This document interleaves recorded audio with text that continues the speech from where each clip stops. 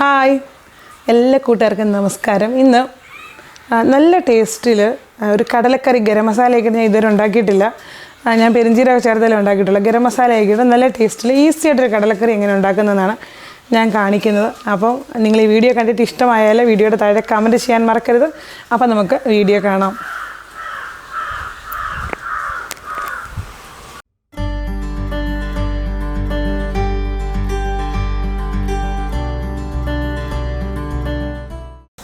കടല കറി വെക്കാനായിട്ട് ഞാനിവിടെ 2 മീഡിയം സൈസിലുള്ള സവാളയും അതുപോലെ തന്നെ 10 അല്ലി കൊച്ചുള്ളിയും ഒരു 6-7 അല്ലി വെളുത്തുള്ളിയും അതുപോലെ തന്നെ ചെറിയ കഷ്ണം ഇഞ്ചി എടുത്തിട്ടുണ്ട്. ഇത് എല്ലാം ഞാൻ അരിഞ്ഞു വെക്കുവാണ്. നമ്മൾ വെളുത്തുള്ളിയും ഇഞ്ചി അരിയുമ്പോൾ കട്ടി കുറച്ച് ചെറുതായിട്ട് അരിയാൻ ശ്രദ്ധിക്കുക. അതുപോലെ തന്നെ ഞാൻ ഇതിൻ്റെ കൂട്ടത്തിൽ ഒരു ചെറിയ തക്കാളി, നാട്ടിലെ തക്കാളിയാണ്, അതുകൊണ്ട് ഞാൻ ചെറിയ തക്കാളി എടുത്തിരിക്കുന്നത്. തക്കാളി ഇതുപോലെ കട്ട് ചെയ്ത് മാറ്റി വെച്ചിട്ടുണ്ടായിരുന്നു, അത് ഞാൻ കാണിച്ചിട്ടില്ല കേട്ടോ. അപ്പോൾ കറിയിൽ ചേർക്കുമ്പോഴേ കാണിക്കുന്നുള്ളൂ. പിന്നെ അതുപോലെ തന്നെ ഒരു പച്ചമുളകും കൂടെ ഒന്ന് കീറി വെച്ചിട്ടുണ്ട്.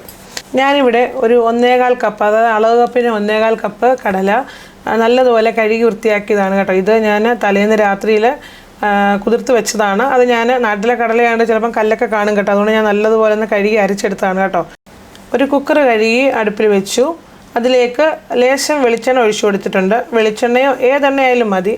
വെളിച്ചെണ്ണ ചൂടാകുമ്പോൾ ഇതിലേക്ക് ഒരു 1/2 ടീസ്പൂൺ കടുക് ഇട്ട് കൊടുത്തു.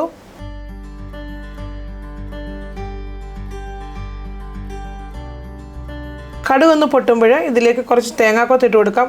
തീ ഒന്ന് ക്രമീകരിക്കണം കേട്ടോ, തേങ്ങാക്കൊത്ത് കരിഞ്ഞു പോരുത്. ഇതൊരു ഗോൾഡൻ ബ്രൗൺ നിറം ആവുന്നതിനും വരെ നമുക്ക് ഒന്ന് വഴറ്റിയെടുക്കാം. ഇപ്പോൾ തേങ്ങാക്കൊത്ത് നിങ്ങൾക്ക് ഒരുപാട് ഇഷ്ടമാണെങ്കിൽ കുറച്ച് കൂടുതൽ ചേർക്കാം കേട്ടോ, ഞാൻ കുറച്ച് ചേർത്തന്നേ ഉള്ളൂ. ഇനി ഇതിനകത്തേക്ക് ഞാൻ ഒരു തണ്ട് കറിവേപ്പില ഒന്ന് ഇട്ട് കൊടുക്കുവാണ്. അതിനുശേഷം നമ്മൾ അരിഞ്ഞു വെച്ചിരിക്കുന്ന സവാള, ഇഞ്ചി, വെളുത്തുള്ളി, കൊച്ചുള്ളി ഇതെല്ലാം ഇട്ട് കൊടുക്കാം. ഇതെല്ലാം ഇട്ട് കൊടുത്തതിന് ശേഷം നല്ലതുപോലെ വഴറ്റിയെടുക്കണം. സവാള ഒരുപാടങ്ങ് ഡാർക്ക് ബ്രൗൺ നിറമൊന്നും ആവണ്ട, പക്ഷേ നല്ലതുപോലെ വഴലണം. ഇപ്പോൾ സവാള വഴറ്റുമ്പോൾ പച്ചയ്ക്ക് ഇങ്ങനെ കിടക്കരുത്. ചിലരാണെങ്കിൽ കറിയൊക്കെ ഉണ്ടാക്കുമ്പോണ്ടല്ലോ സവാള എങ്ങും ഒരുപാട് ചില കറികളിൽ വഴറ്റത്തില്ല. അപ്പോൾ ഈ കടലക്കറിയിൽ സവാള അങ്ങനെ വഴറ്റായിരുന്നു കഴിഞ്ഞാൽ ഒരു ടേസ്റ്റ് അങ്ങ് പോകും കേട്ടോ. അപ്പം നല്ലതുപോലെ വഴറ്റിയെടുക്കുക. അപ്പോൾ ഈ സവാള നല്ലതുപോലെ വഴറ്റാൻ വേണ്ടി ലേശം ഉപ്പിട്ട് കൊടുക്കാം.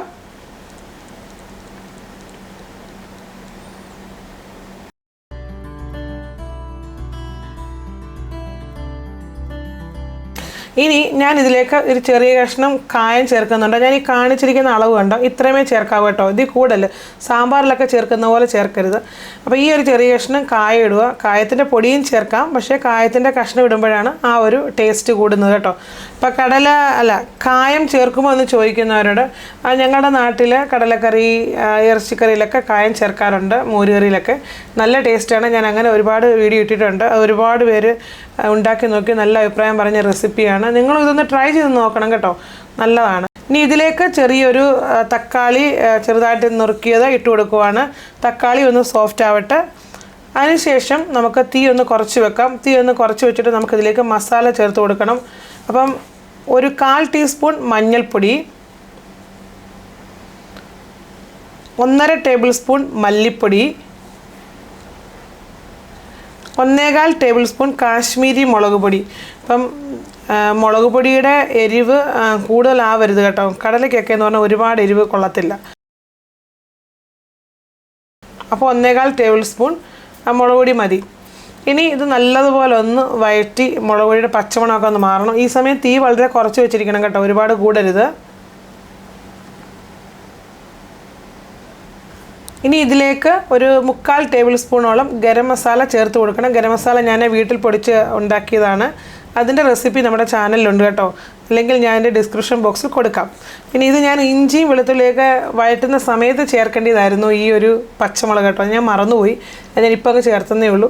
ഇനി നല്ലതുപോലെ ഒന്ന് വഴറ്റിയതിന് ശേഷം നമുക്കിതിലേക്ക് ആവശ്യമായ വെള്ളം ചേർത്ത് കൊടുക്കണം. അപ്പോൾ കടലയും നമ്മൾ ഇപ്പോഴാണ് വേവിക്കാൻ പോകുന്നത്, ആദ്യമേ കടല വേവിച്ച് വെച്ചിട്ടില്ല. അപ്പം നമ്മൾ ഇതിൽ പാകത്തിന് കറക്റ്റായിട്ട് വെള്ളം ഒഴിച്ചു കൊടുക്കണം കേട്ടോ.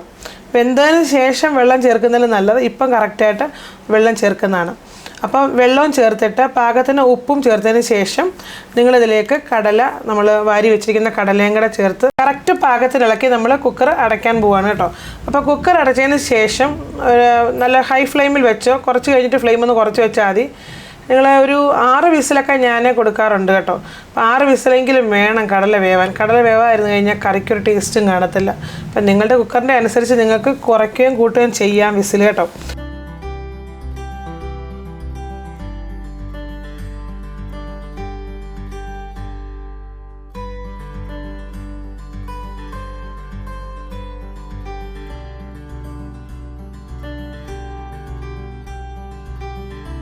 അപ്പോൾ ഞാനിവിടെ ഒരു 6 വിസിൽ അടുപ്പിച്ചിട്ടുണ്ട്. അതിനുശേഷം ഞാനത് തുറന്ന് നോക്കി. ഇപ്പോൾ ഇത് കറക്റ്റ് വേവാണ്. അപ്പോൾ കടലയുടെ ഗ്രേവിക്ക് കട്ടി കൂട്ടാൻ വേണ്ടി ഞാൻ നേരത്തെ ഇട്ടിരിക്കുന്ന ഒരു റെസിപ്പിയുണ്ട്. അതൊരു 1 മില്യൺ വ്യൂ ഉണ്ട് ആ റെസിപ്പിക്ക്. അപ്പോൾ അതിൽ ഈ കടല സെപ്പറേറ്റ് എടുത്തിട്ട് അരച്ച് ചേർക്കുന്നുണ്ട്. അങ്ങനെയും ചെയ്യാം. ഇതിൻ്റെ അകത്ത് പക്ഷേ ഞാൻ കുറച്ചൊന്ന് തവിയുടെ ബാക്ക് സൈഡ് വെച്ചൊന്ന് കുറച്ച് നുടച്ച് ചേർക്കുന്നേ ഉള്ളൂ. അല്ലെങ്കിൽ തന്നെ മല്ലിപ്പൊടിയും തക്കാളിയൊക്കെ ഈ റെസിപ്പിയിൽ വരുന്നതുകൊണ്ട് ഗ്രേവിക്ക് കുറച്ച് കഴിയുമ്പോൾ ഇരുന്നിരുന്നത് കട്ടിയാവും കേട്ടോ. അപ്പോൾ തണുക്കുമ്പോഴേ ഒന്ന് കുറുകി കിട്ടും. അപ്പോൾ നല്ലതുപോലെ ഒന്ന് ഇളക്കി ഉപ്പൊക്കെ പാകത്തിനുണ്ട്.